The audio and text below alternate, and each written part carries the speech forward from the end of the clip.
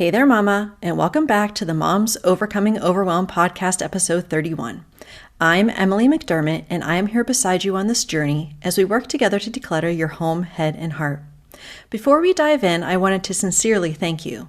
At the time of this recording, I am 10 written reviews away from hitting my goal of 100 in Apple Podcasts. Once we hit the goal, I'm doing a fun giveaway for my listeners that I can't wait to share with you. Okay, Mama, so last week we spoke about the mindset shift that changed everything for me when it comes to decluttering.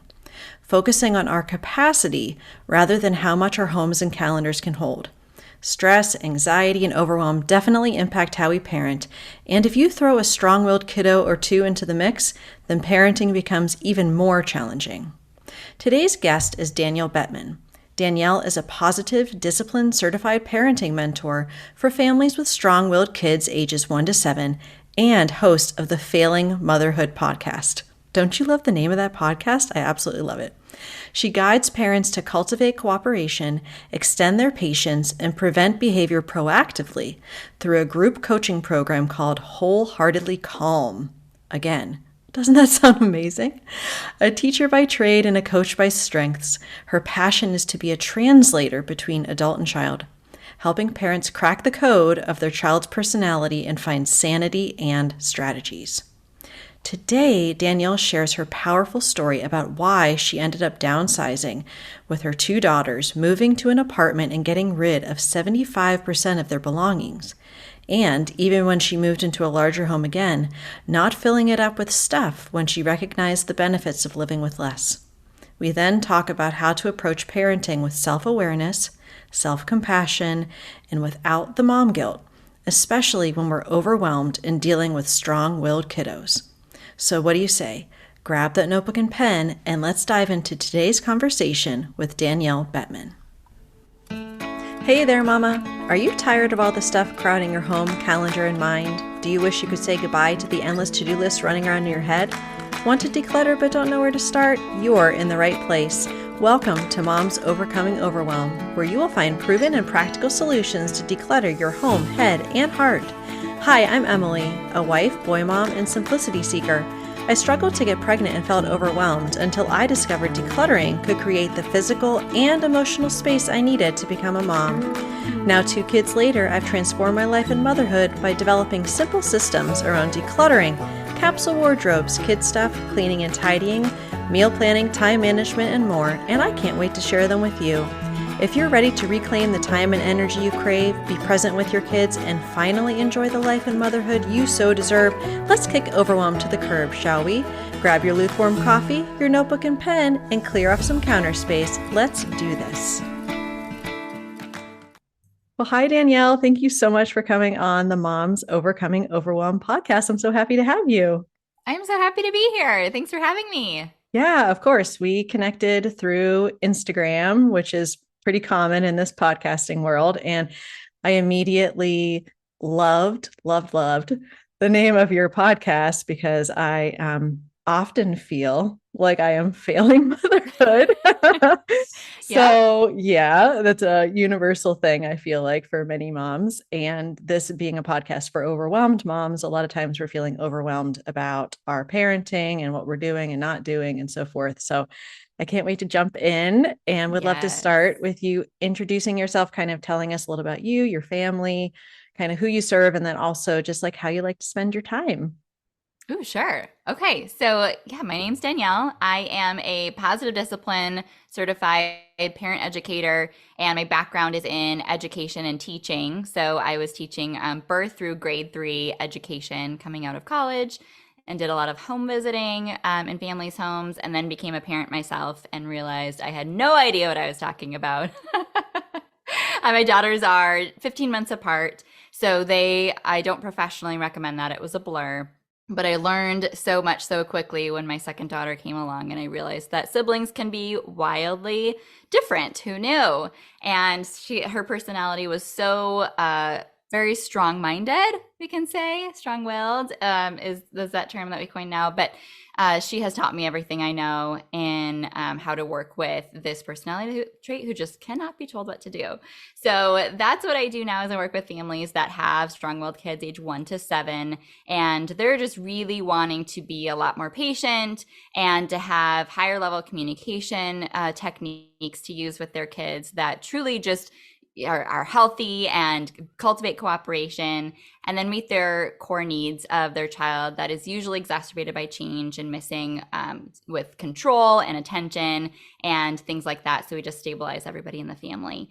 So I have a group coaching program as well as one-on-one coaching, and that's what I do full-time, as well as hosting the podcast that you mentioned, Failing Motherhood. So if you're full of mom guilt and your temper scares you and you're afraid to admit any of those things out loud and feel like you're screwing up your child, you belong in Failing Motherhood. And I really just normalize that feeling of we've all been there and continue to feel that way, and you're not bad or wrong for feeling that way. It actually is a pretty good sign that you care a lot and you're trying really, really hard. And so so that's my podcast that I'm super, I love podcasting so much. I love being able to connect with you here. So I live in Nebraska, Omaha, Nebraska, in the middle of the Midwest, and I've been married to my high school sweetheart. Now we've been together 20 years, married for 13. And again, I have 2 daughters. But how I spend my time is I drink a lot of coffee. And I love reading fiction. That's like my guilty pleasure that makes me feel like I'm really getting to do something for me. I love being able to work out in ways that remind me of my gymnastics career. So I was a competitive gymnast for like ever, my whole childhood, basically.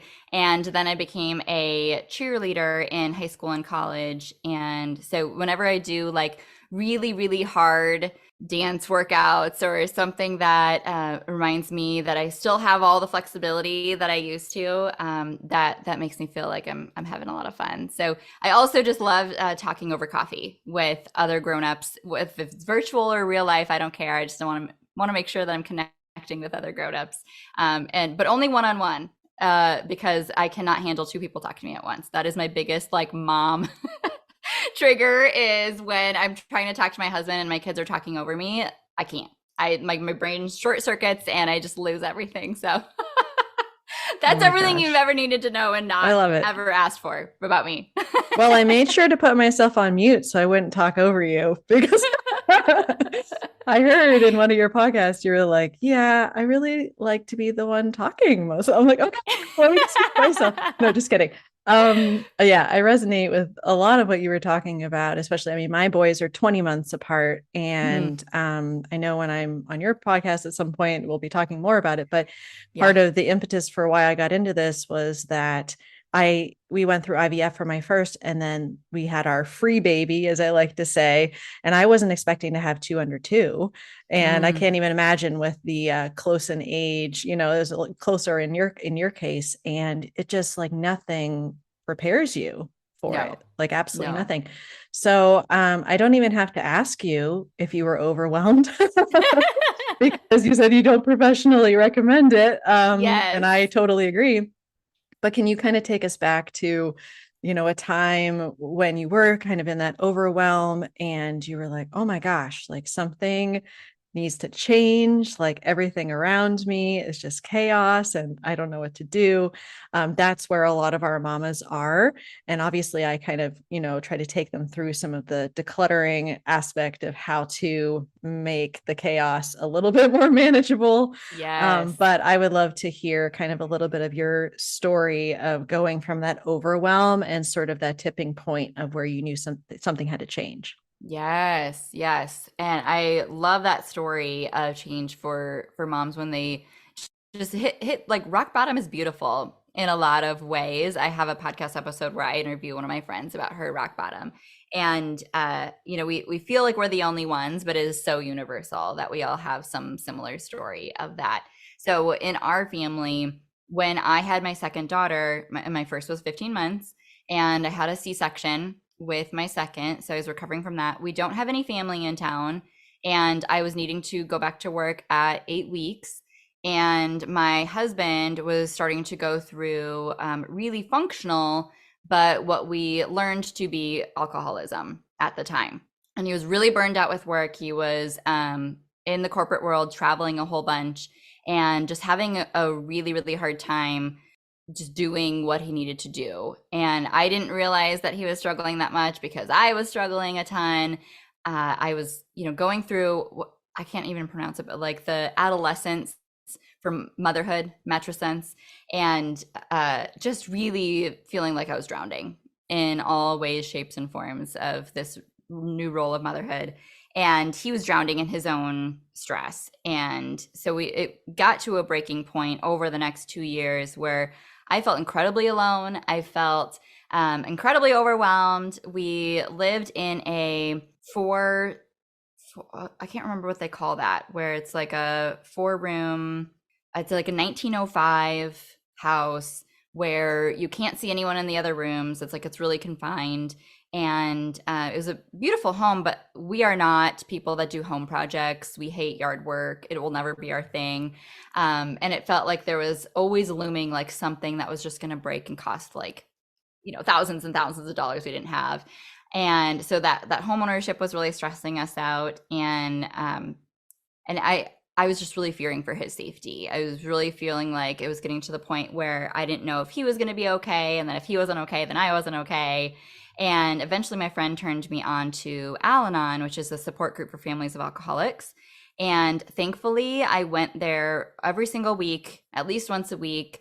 And it saved my sanity because that's where I learned for the very first time as a grown-up about boundaries and about taking care of yourself and about being able to control what you can control and just having this like healthy sense of individualism in relation to codependence and just understanding what that was. And I went through a whole, probably like the 7 stages of grief through that process of not understanding why I was the one that had to do the work and that, clearly there's nothing wrong with me.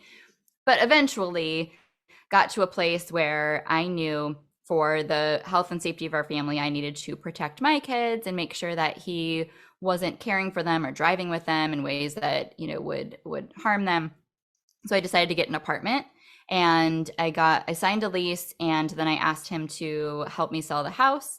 And he eventually moved back in with us into the apartment after he went to inpatient rehab, which was a whole nother process of, going through getting him there and all of that. But eventually we were in this apartment together and kind of in like a rehabilitation of our family phase. And it was really beautiful because compared to the house to the apartment, we got rid of probably 75% of our belongings. We got rid of everything in the garage, everything in the basement. We had no space. I really didn't want to get a storage unit because I knew that I would just pay to have a whole bunch of things deteriorate that I wouldn't see for 3 years. And I was just adamant that, we had to get rid of things that wouldn't fit there. We brought a few tubs of like sentimental things to our parents, but then other than that, it was donated or sold. And it felt so good because we didn't miss anything, genuinely. We were able to live with so much less with our girls. They ended up sharing a room, and we got the little IKEA loft bed. They had a few toys in, 2 of the closets in the apartment and a few in the living room. Thankfully, they were at that age where they were 3 and 2, so they were above all like the baby stuff that just completely takes over your house. But it was so easy to clean. It was so easy to clean. It took like an hour to do all the surfaces and, the 2 bathrooms. And it was just about 1,000 square feet. And we didn't have access to the backyard, but we had a nice green space. We could go downstairs and go out. And we ended up just like really thriving there. So we stayed there for 3 years until it was mid 2020. And the pandemic set in and they were homeschooling on Zoom. And I was doing my business on Zoom, all in this 10 by 10, 10 by 10 room of this living room with no, access to outside. And we're like, okay, we can't do this anymore. And we ended up finding a house to rent, thankfully. But we have not really bought any more furniture or gotten anything else in our house now that we didn't have at the apartment.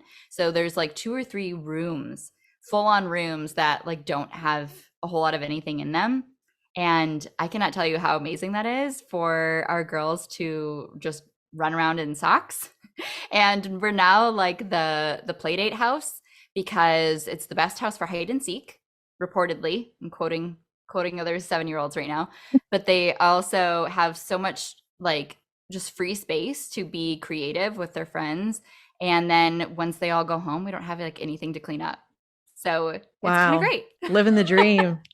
Now, oops, see, I told you that when I talk, I bang. I get so excited with my hands here. But so much of that is just, oh, well, it's just really powerful. When we were kind of prepping for this, you were talking about, downsizing, and I didn't understand the reason, Mm-hmm. obviously why. And that is incredibly powerful because I always talk to the listeners about starting, every journey of editing your life with what is most important for you. And so Mm-hmm. you had to really look at, okay, this is what's going on in my life. I need to keep my kids safe. Like the stuff doesn't matter. Yeah. It just doesn't matter. You just are like, okay, this is what needs to be done.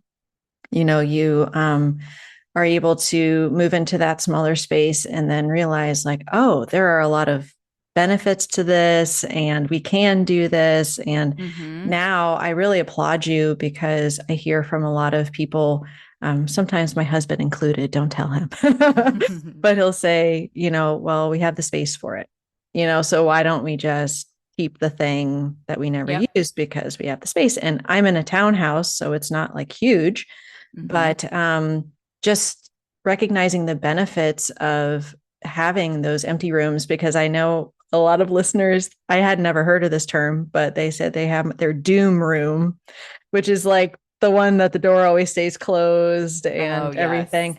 So I know several people with doom rooms that would be happy to fill up your space for you. But just kind of remembering, yeah, we can play, the kids can be creative, they can do all of these things. And just the decrease of time with cleaning alone is just, you think about how you want to be spending your time and your energy and Right. your resources. And if you're kind of short tempered with parenting, well, if you're having to spend hours and hours cleaning and picking up all the stuff and resenting the kids because they have all the stuff, but who bought the stuff Yep. for them anyway? Yep. So that is really really really helpful. And so besides kind of looking at those benefits of the kids can be more creative, and there are these, we're the play date house and everything like you're talking about, are there any other tips that you have for moms that are worried about kind of that clutter creep, as I would call it? Like, oh, okay, we have the space for it now, so it's Mm-hmm. okay if I get more stuff. Like, how have you kind of held fast to these are the benefits, so we're going to keep this home as open and clutter free as possible? Yeah, yeah. And originally when we moved in, I couldn't wait to buy things, right? Like I was waiting to, we have this nice, beautiful front room that has like these giant bay windows. It's kind of a mid-century house. And I have all these big plans in my head for a big order from Article, the furniture store, where I want to get the, a big rug and, these nice like big marble coffee table and these chairs that I just have it on like my vision board to get. But, the one part of it is just it's never been the money's there that hasn't been already prioritized for something else in the season of life where it has not been the thing that rose to the top to be able to pull the trigger on. So I mean that's a limiting factor in and of itself. But even if we did have all that money right now, I think it's been the time that I've seen it pay off where now, living here a year and a half to 2 years, now I know kind of what we really need for our spaces to work well for us right now in this season. So the big bay window had a giant Christmas tree that I had got from somebody off of Facebook Marketplace, where it's like a very oversized old school artificial Christmas tree, but it took up like half the room and it could because it doesn't have anything else in that room.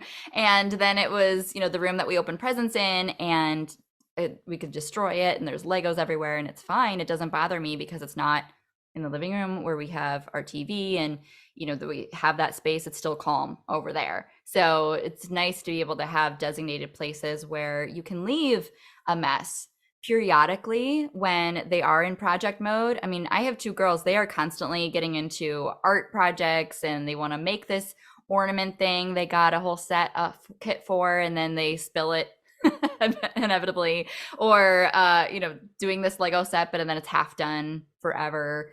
We A lot of my clients lament about that, because it's like at the end of the night I want to get everything put away so that I can relax. And that's really hard to do when your house is made for living in and your kids are living there too, and they are in the middle of stuff they have not gotten to finish. And we do have some boundaries over things like, a giant cardboard box. That cardboard box is going to live in our house for probably about a week. And then, it has served its life and we will put it to the curb, and things like that, have time periods to them. But otherwise, it's really just being able to say, like, what do us four humans need in this season of life? And sometimes that's going to be my peace of mind of having a super clean house at the end of the night is not the priority right now. It's not as accessible. I have the rest of my life to have a really, really clean, quiet house I'm going to miss these days with, right? So like being able to bring that perspective in has helped to be able to just embrace the season that we're in of kind of empty rooms. Yeah, that's such a good reminder that it is, in the grand scheme of things, a really short season. And I am a very highly sensitive person as far as my environment and everything. And I am kind of proud of myself in some ways, because upstairs on our main floor, we took the coffee table, we moved it out of the way so that there was open space for playing and dance parties and the whole thing. And right now that's like the Lego floor, and it's where all the Legos are. And the boys just kind of before school, after school, they go there, they work on their new, Lego police stations that they're building or whatever. Nice. And I'm able to look at that and say, it's okay, because when I'm cleaning that area, it takes probably 5-10 minutes at the tops to get all the Legos contained and then be able to clean. But I'm okay in this season just having that be the Lego space. And it's all right, because I know that they don't have toys everywhere and there are tidier places, but that is a good reminder. I feel like, and especially listening to some of your podcast episodes, one of the greatest areas of growth I've had as a parent, and I credit myself and my therapist, and also wishing I would have found you a little sooner, is valuing the relationship that I have with my kids over what I think is important in the moment of like, no, they're supposed to be obeying, or no, my house is supposed to be clean. It's supposed to be tidy. This is the way it's supposed to be. And for so much of my parenting, I've held so fast to that the relationship has been fractured, especially with my youngest, who is more of my strong-willed one.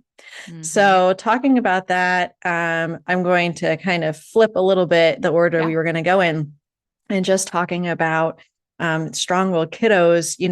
We like want to be the best parents that we can be. And meanwhile, these mamas that are listening, they're overwhelmed with just all the various roles they have to play, things that they have to do.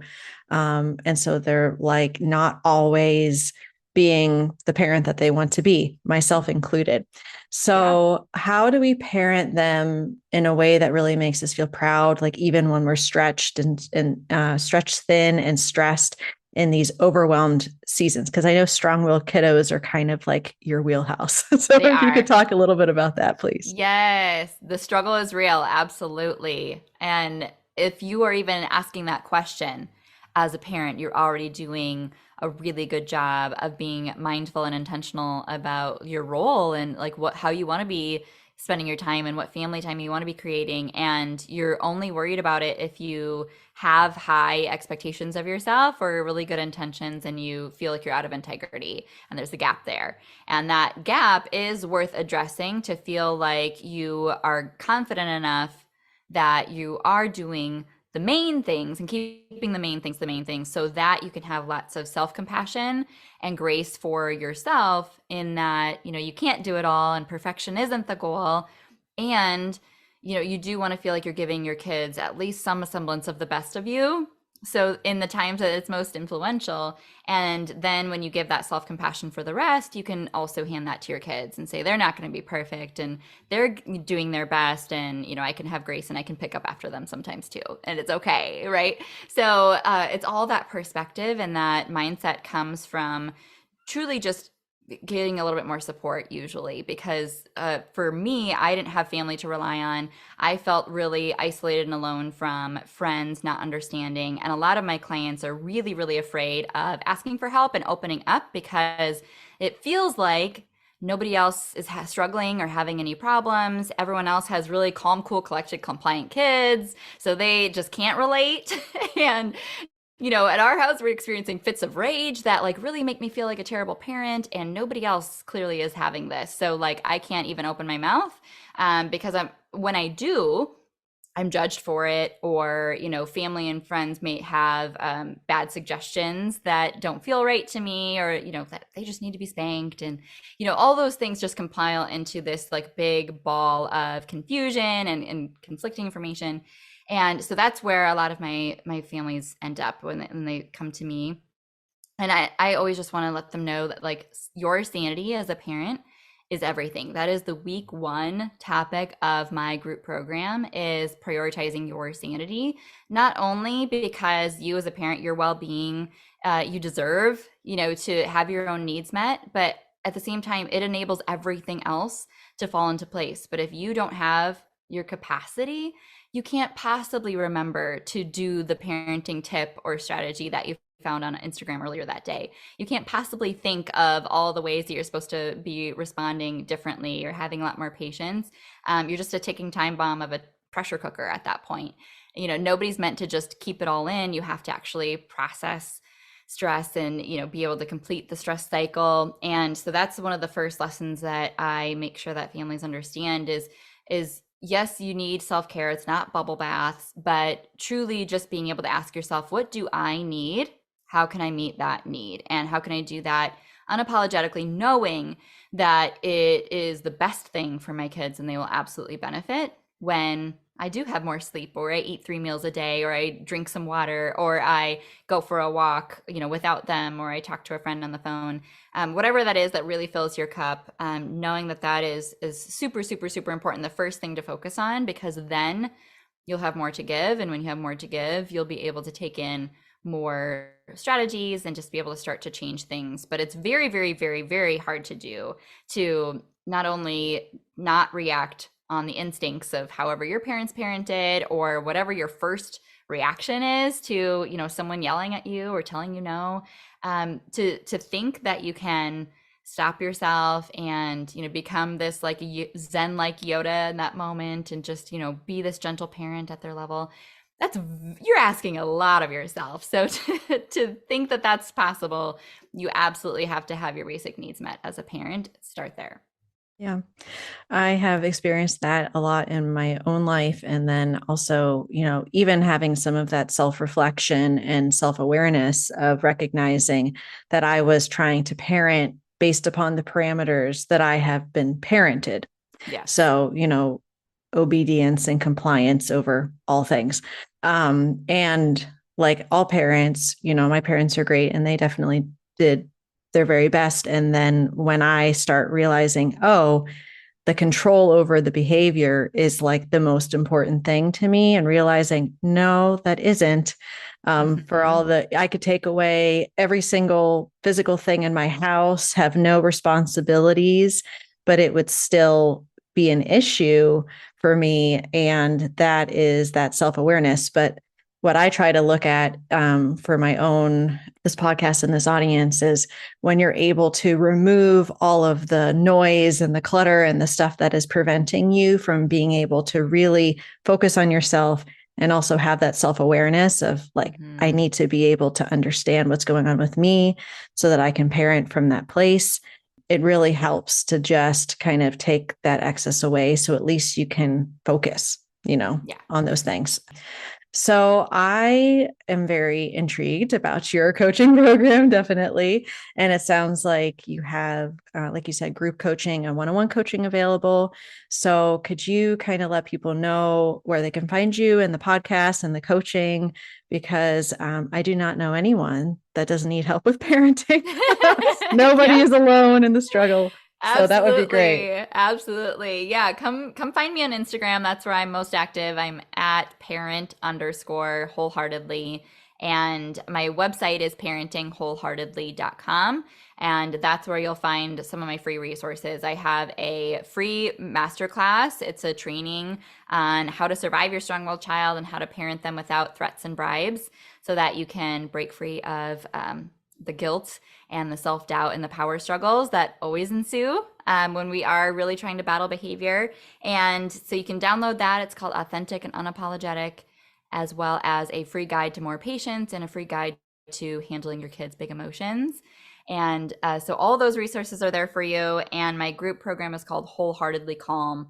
And that is specifically for parents of strong willed kids that really just want to parent them with more patience, understanding kind of the tools of positive discipline. But the three pillars are your composure, your communication, and your core needs. And if you really, really want to get serious about like a renovation or a transformation in your home and do it in 11 weeks, then there is nothing missing from this approach. It's the most comprehensive way to kind of level up as a parent and have a whole new toolkit to pull from, so that you have a lot less meltdowns, tantrums, fits of rage, and yelling of no in your face, because you have a whole flow chart of ways that you'll handle that moment that give you all the peace of mind and confidence that you can handle whatever they throw your way. And you're also creating this really, really, really strong relationship in the process, that they're feeling understood and you're feeling respected as well as a parent. You're being kind and firm at the same time, which is